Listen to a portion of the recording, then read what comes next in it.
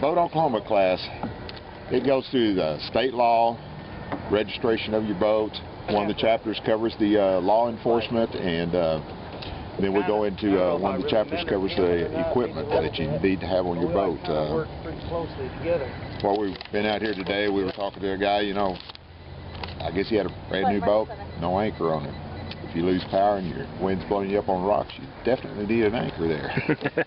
Operating procedures, which covers your nav rules and just areas not to go between the shore and low water marks.